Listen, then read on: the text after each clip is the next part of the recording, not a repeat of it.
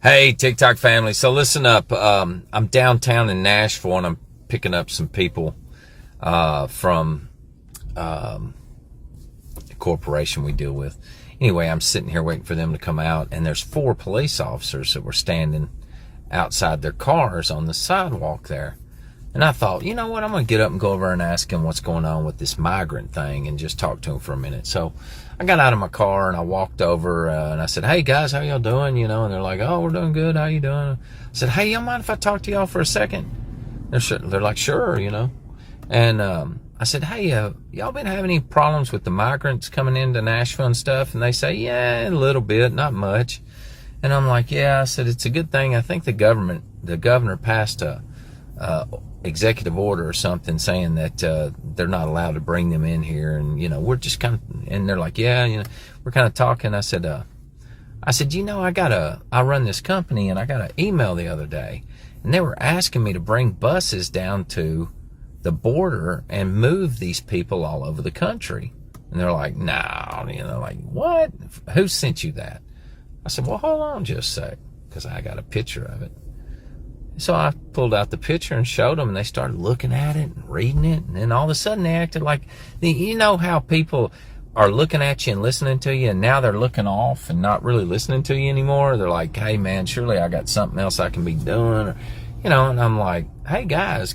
So I try and focus their attention back to me while I'm talking so that, I can get them to listen to what I'm fixing to say.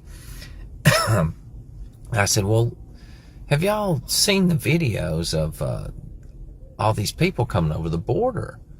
And they're like, no, not really. And I said, yeah, man, thousands of men are coming over the border, and they're coming from other countries and stuff besides Mexico. These aren't Mexicans. They're like black guys from Somalia and stuff. And they're like, nah, yeah. I said, well, hold on, man. I saved it in my favorites. Let me show you. So I show them a video where they're being processed, and there's lines of them, and they're going through, and the guy's asking them where they're going, and he's saying Philadelphia, Denver, LA, Chicago, New York, and I'm showing these officers, and they're looking at it, and then there's always one, he turns around, kind of walks off, and he's walking around, he's like, hey man, I got to get back to work, and the other guys are like, yeah, and I'm trying to show him. I said, hold on guys. I said, look, wait, I got this other video I want you to see. So I flip over, and I saved the one where the guy's showing his ID card. All right. So I said, look at this. I look, the UN is paying these men $2,200 a month to come over here and live. Now listen to what this guy's saying.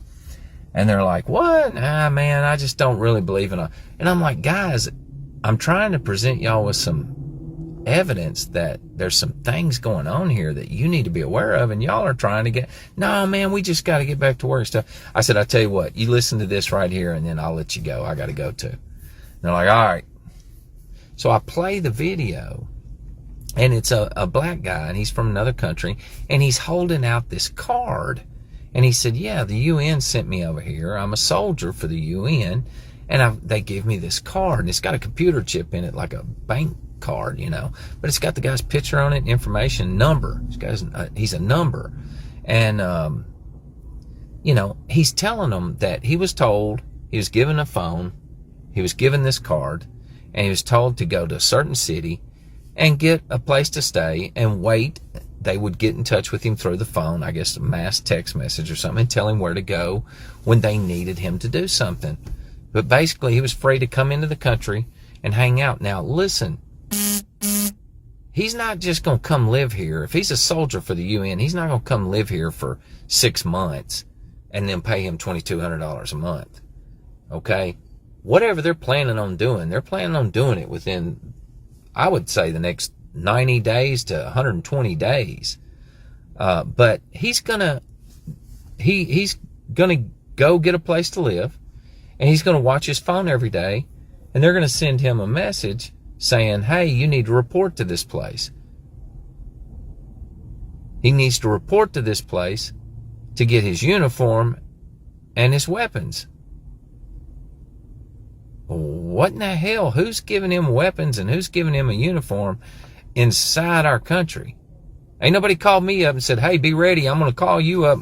When we call for you, you need to, come to this location, put a uniform on that we've got for you. And why is this guy doesn't have anything to do with our country here illegally getting a gun? And so I show these cops that, and they're like, man, I just really don't know what to tell you. And they just all kind of turn around. They go back and get in their cars and leave. They don't want to hear it. They don't want to hear anything about it. And I'm like, guys, what are y'all going to do if, I'm trying to talk to them. Man, we got to go, man.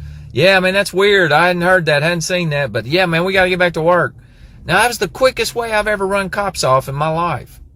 Trying to show them some evidence of something. Now, if I had showed them a dossier that said Donald Trump was in a Russian hotel peeing on prostitutes, now they'd want to look at that, wouldn't they? Oh, man, we need to look in. Hell, we need to do an investigation. So today, I've called the governor's office. I've tried to ask them about this document I've gotten. Nobody wants to talk about it. They're like, man, send it over. We'll take a look at it.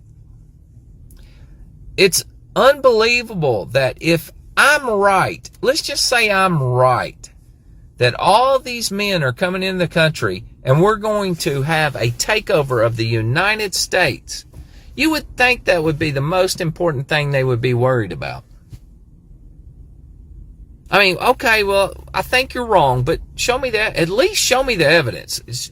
Tell me what it's not like I'm coming to them and saying, hey, I saw a UFO land in my backyard and the guy's living in my shed. Okay? I'm actually showing you that there are people coming over the border. It's happening, so that's true. And they're men, so that's true. And they're being dropped off all over the country, and that's true. Okay? So if I show you a video of a guy from another country, and he's showing you a UN card, I mean, couldn't the least that our government would want to do is say, hey, when these people get here and they get off the bus, let's automatically ask them for ID and find out why they're here. I mean, you would think that would just be common sense. But no. Nobody wants to do anything. Don't want to hear about it, dude. Yeah, man, whatever. You're a kook. I'm a kook. So I understand what others are going through when they say, hey, I went and tried to tell somebody, nobody will listen to me. Yeah, man, I get it. I just don't know what to do about it. I can honestly say that the people running our country, running our law enforcement, there's a good chance that 60 to 70% of them are either stupid or in on it. I don't know. But how many times do you see cops come on here and say, hey, I want to make the public aware that there are things going on that you need to know about and they're not good? None, because they're scared to lose their job. I truly believe that police officers are taking these jobs and they're more scared of losing their job than doing the right thing, doing what's right. And people tell me all the time the military and the police are going to be on our side. And I'm just telling you, man, they're following orders. And they need their job and they want their paycheck and they don't want to go to jail and they don't want to be, they feel like, hey, man, if that's really happening, I'd rather be on the side that's going to win than the side that's going to lose, even if the side that's going to win is bad and evil. The two things, there's a couple of things that really make people do things they don't want to do. One is fear. That's usually the most. That's the one that gets people the most. And the other is money, power. Those three things right there are costing us our country. But, I'm trying to tell people in charge that our country's fixing to be invaded, and people are looking at me like I'm an idiot. What does it hurt to look at a few videos and then maybe go ask a few questions? I don't know. All right, everybody, that's it. I'm done for the day, I think. I really do. I think I'm done for the day. My head's hurting. I'm doing too much investigating and looking into things. I don't really see an answer. I don't know.